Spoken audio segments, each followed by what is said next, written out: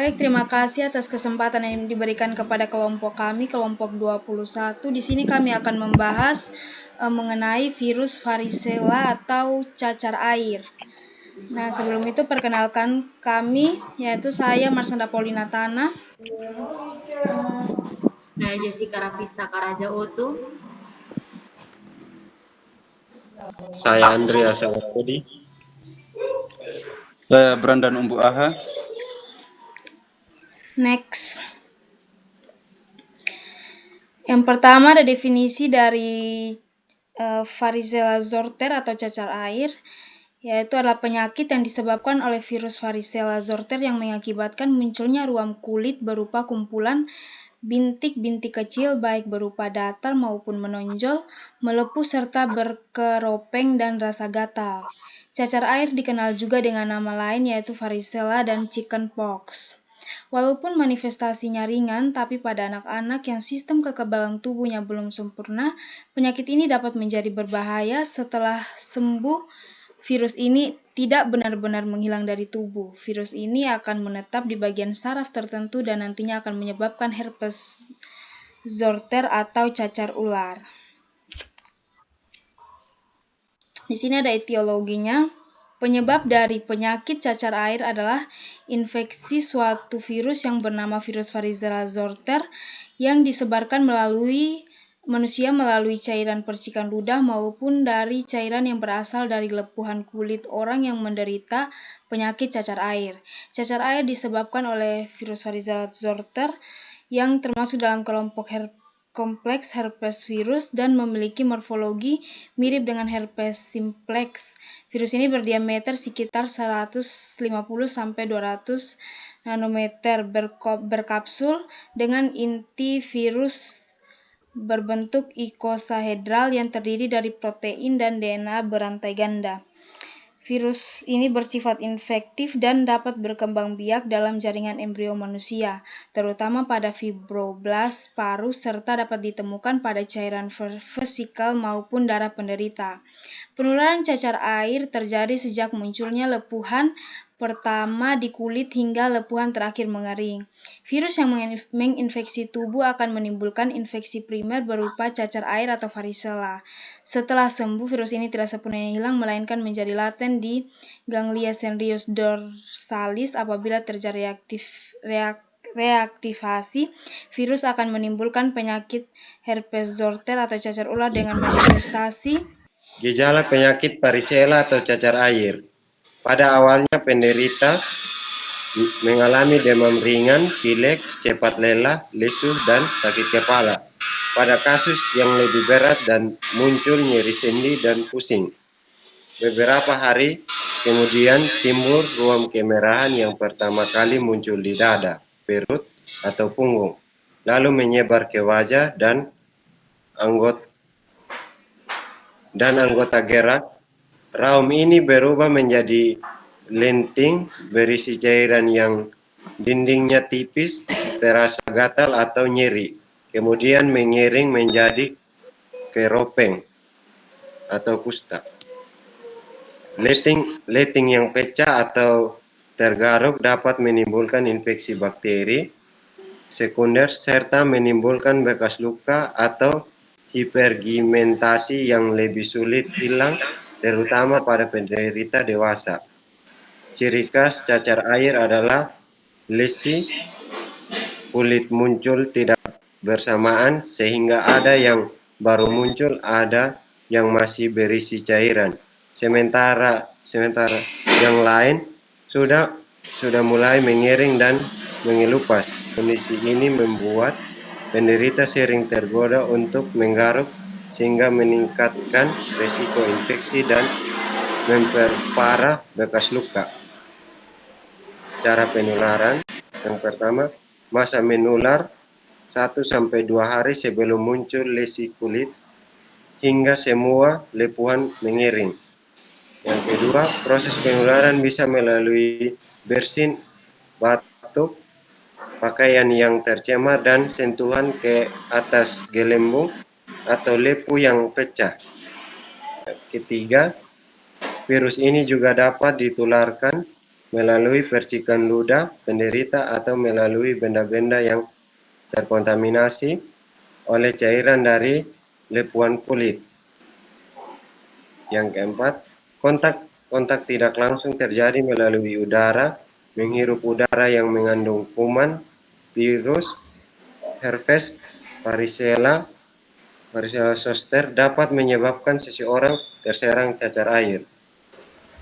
Di sini ada komplikasi pada anak yang imunokompeten. Cacar air umumnya ringan dan jarang menimbulkan komplikasi. Namun pada kondisi tertentu, komplikasi dapat terjadi antara lain. 1. Infeksi sekunder pada kulit disebabkan oleh bakteri Streptococcus grup A dan Staphylococcus aureus, menyebabkan impetigo, furunkel, kelilitis, dan erysipelas. Sering dijumpai pada 5-10% kasus anak. Yang kedua, skar atau bekas luka. Timbul akibat garukan yang terinfeksi bakteri, dapat meninggalkan bekas permanen pada kulit. Yang ketiga itu pneumonia, lebih sering pada remaja dan orang dewasa. Insiden sekitar 1 berbanding 400 kasus varicella pada dewasa. Dapat berakibat fatal bila tidak ditangani. Yang keempat, komplikasi neurologis. Akute postinfeksius cerebeller ataksia muncul 2-3 minggu setelah varicella. Ditandai dengan gangguan koordinasi, kesulitan berdiri, dan bicara tidak jelas. Insiden 1 berbanding 400 kasus. Esenfalitas timbul beberapa hari setelah ruam. Gejalanya meliputi lethargi, confusion, kejang, hingga koma. Angka kematian 5-20%. Insiden 1,7 berbanding 100.000 kasus. Herpes zoster muncul beberapa bulan sampai tahun setelah infeksi primer akibat virus laten di ganglion sensoris. Reye syndrome ditandai dengan fatty liver dan ensefalopati berhubungan dengan penggunaan aspirin. Sekarang lebih jarang karena diganti acetaminophen. Yang berikut diagnosa. Yang pertama, diagnosis klinik. Masa inkubasi 2-3 minggu.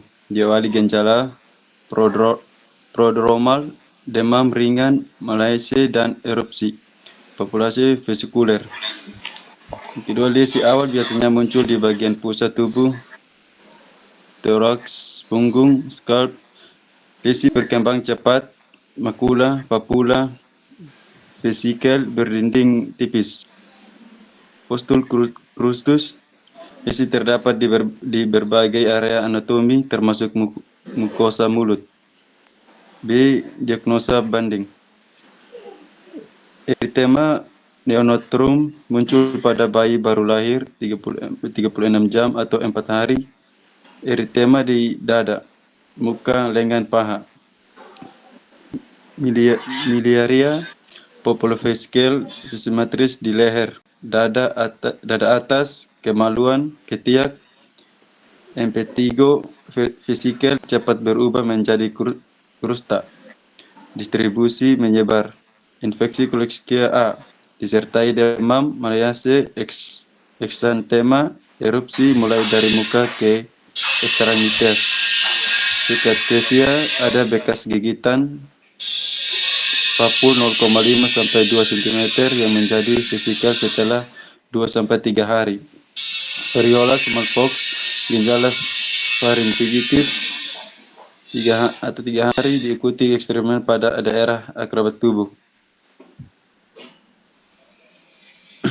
Cara pencegahannya, yang pertama vaksinasi, yang kedua isolasi penderita, yang ketiga etika batuk dan kebersihan diri. Yang keempat, pencegahan khusus, menghindari kontak. Yang kelima, pendukung daya tahan tubuh. Yang keenam, imunoprofilaksasi. Cara pengobatannya, yang pertama istirahat dan isolasi. Yang kedua, pengendalian demam. Yang ketiga, pengurangan rasa gatal, antihistamin atau oral. Yang keempat, mencegah infeksi sekunder. Yang kelima, terapi antivirus. Kesimpulan, penyakit menular akibat varicella zoster virus atau FSV ditularkan lewat droplet, pernapasan, dan kontak langsung cairan lepuhan. Gejala demam ringan, pilek, lemas muncul, ruam khas, makula, papula, vesikel, krusta yang gatal dan bisa meninggalkan bekas. Umumnya ringan pada anak tapi dapat menyebabkan komplikasi serius, infeksi kulit, pneumonia, encephalitis, ataksia, hingga herpes zoster di kemudian hari. Diagnosis ditegaskan klinis berdasarkan gejala khas, namun perlu dibedakan dari penyakit lain dengan ruam serupa. Pencegahan utama, vaksinasi varicella, isolasi penderita, menjaga kebersihan, serta pemberian imunoglobulin pada kelompok rentan. Pengobatan bersifat sportif, istirahat, antipiretik, hindari aspirin, lotion, antigatal, antihistamin, antibiotik bila ada infeksi sekunder, serta antivirus acyclovir pada kasus berat. Baik, sekian presentasi dari kami. Terima kasih.